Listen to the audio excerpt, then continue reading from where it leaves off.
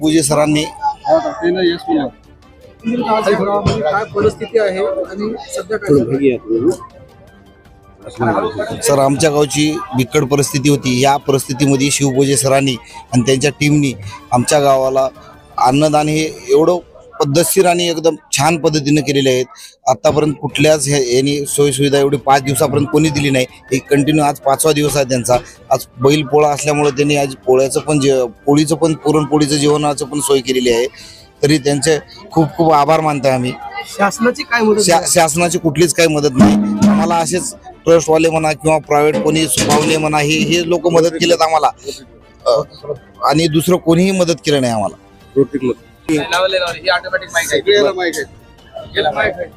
मागील 5 दिवसापासून कोकण तालुक्यातील हसनाळ वळंकी या परिसरामध्ये पूर परिस्थिती निर्माण झाली आहे। 5 दिवसापासून तुम्ही अन्नदान या ठिकाणी पुरवठा करत आहात अखंडपणे, काय आजच्या भावना आहेत?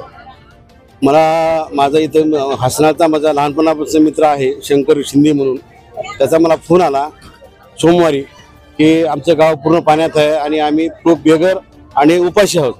मी त्या दिवशी रात्री 10:30ला फोन आल्यानंतर मी दुसऱ्या दिवशी सकाळी आचारी आणि एक टेम्पो घेऊन आणि जेवणाचं सगळं सामान घेऊन मी सोमवारपासून या ठिकाणी 5 दिवसापासून सकाळी नाश्त्यामध्ये पोहे, चहा, बिस्किट, केळी हे सगळं वाटप चालू आहे आणि दुपारी एक टाइमचं दुपारी जेवण जवळपास 500-600 माणसाचं जेवण दुपारी आहे, संध्याकाळी 500-600 माणसाचं जेवण आहे।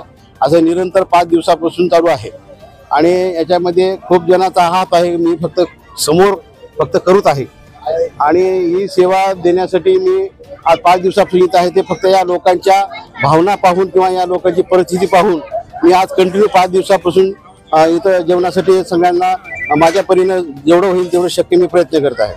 आता जेवणामध्ये आम्ही आज सकाळी उपीट केलं होतं, काल आम्ही पोहे आणि दही केले होते, काल खिचडी आणि दही केली होती, परवाला 2 दिवसाखाली चहा बिस्किट दिला, सकाळी पुन्हा केळी वाटप केली, पुन्हा 2 टाईमचं जेवण चालूच आहे।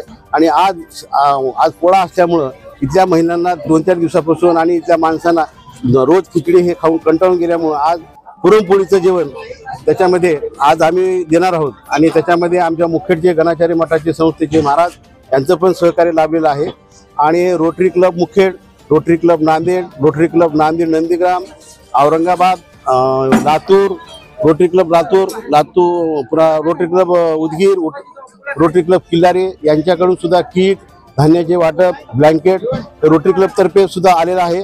मी पण रोटरीचा जुना मेंबर आहे आणि आता पण रनिंगमध्ये आहे। मी 2016 मध्ये रोटरीचा अध्यक्ष होतो आणि रोटरीला सगळ्यांना मी आवाहन केल्यामुळे ह्या सगळ्यांचं त्या लोकांना त्याचा परिपूर्णपणे फायदा दिलेला आहे आणि आम्ही हे वाटप प्रत्येकाच्या डोर टू डोर घरला पोहोचत केलेलं आहे, जेणेकरून ज्या लोकांना खरंच गरज आहे त्यांच्यापर्यंत पोहोचत करायचं काम केलेलं आहे। इथं खूप जणांचा मदतीचा ओघ सुरू आहे, परंतु त्या मदतीच्या ओघातून ज्या लोकांना खरंच गरज आहे त्यांच्यापर्यंत पोहोचत नाही। त्यासाठी मी इथल्या लोकांना प्रॉपरच्या पोलीस पाटील असो, आनंद पाटील असो, माझे मित्र शिंदे असो, या सगळ्यांना मी विनंती केली की बाबा तुम्ही प्रत्येक घरला ज्या माणसाचं सामान आलेलं आहे त्या घरला पोहोचत करा। त्याच्यामध्ये बाहेरगावचे बी काही लोक येऊन ते सामान घेऊन जात आहेत आणि आतापर्यंत आम्ही 500 ब्लँकेटचं वाटप केलेलं आहे आणि कमीत कमी 300 ते 400 धान्याचं किट दिलेलं आहे आणि ब्लँकेट दिलेले आहेत, साड्या दिलेल्या आहेत आणि आता जेवण तर हे माझं सराफा असोसिएशन मी मुख्यतर्फे मी देत आहे 5 दिवसापासून।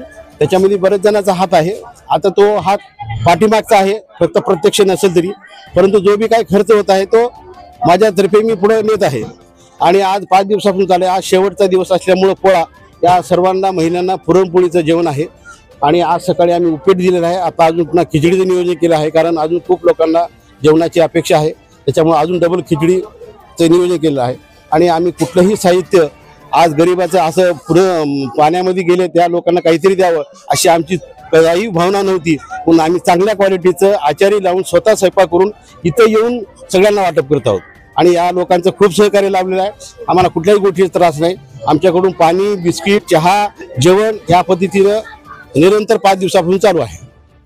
माननीय बसवराजजी शिवपूज्य सराने या नैसर्गिक आपत्तीमध्ये जे असलेले प्रकल्पग्रस्त आहेत आणि नैसर्गिक आपत्ती या हसनाळवासीवर ओढवलेली आहे अचानक आणि सर्व गाव पाण्यामध्ये बुडून गेल्यामुळे आणि त्याला खाण्यापाण्याची पंचायत होती।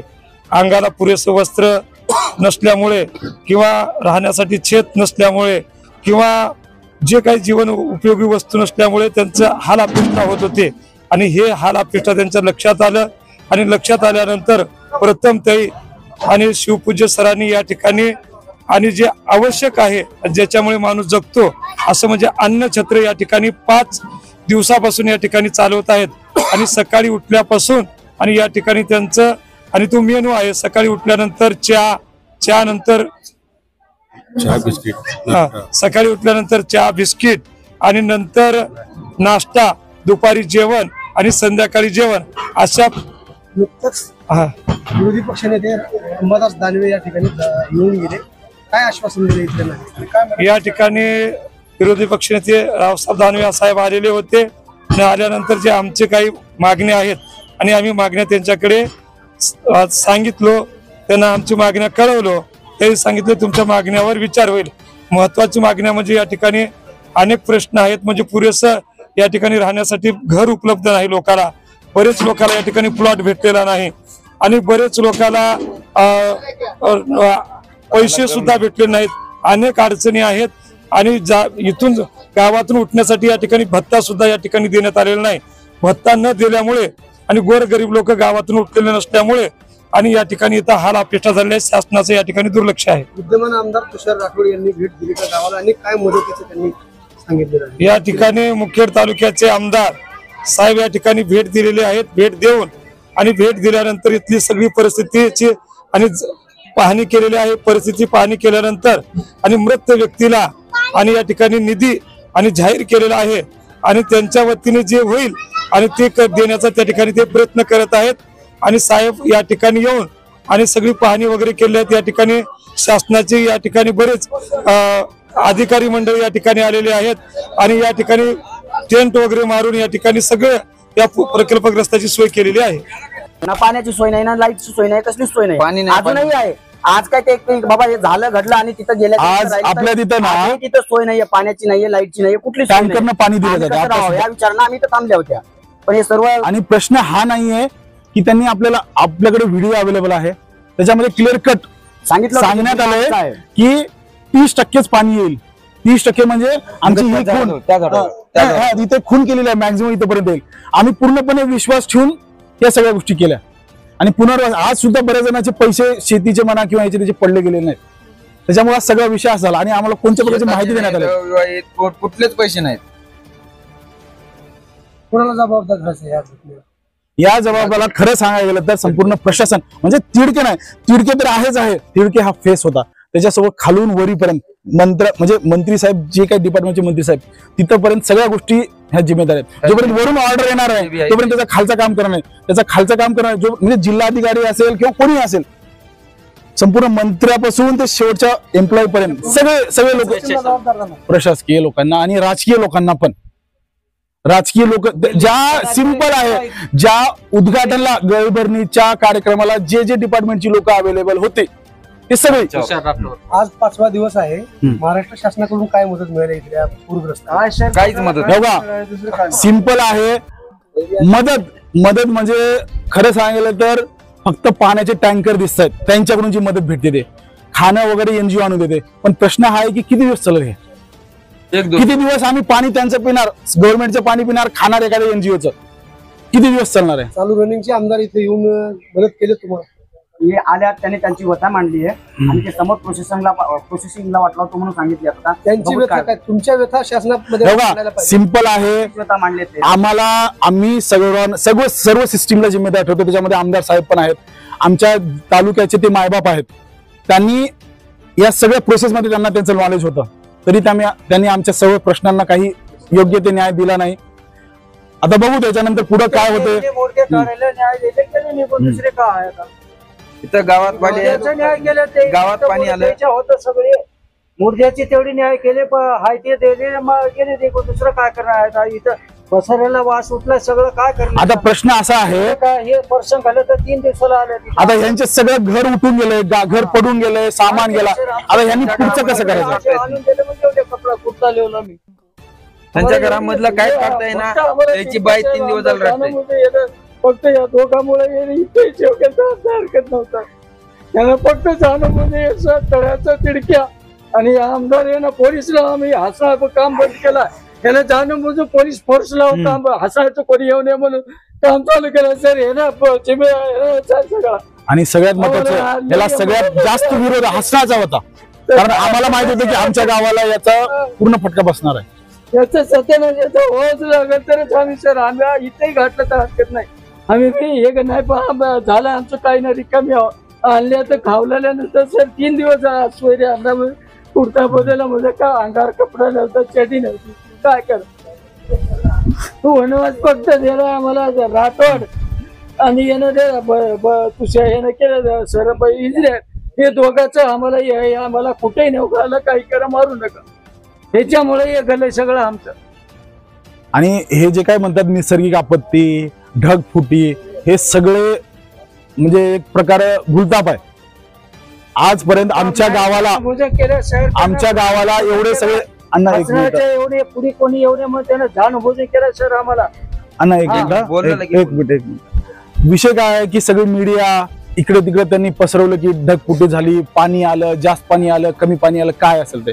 आज 200 वर्षाच्या इतिहासामध्ये आमच्या गावाला पाणी कधीही आतमध्ये शिरलं नाही, कधी शिरलं नाही. हे यांचे खूप दिवसाचं माहिती आहे. अण्णा एक मिनिट.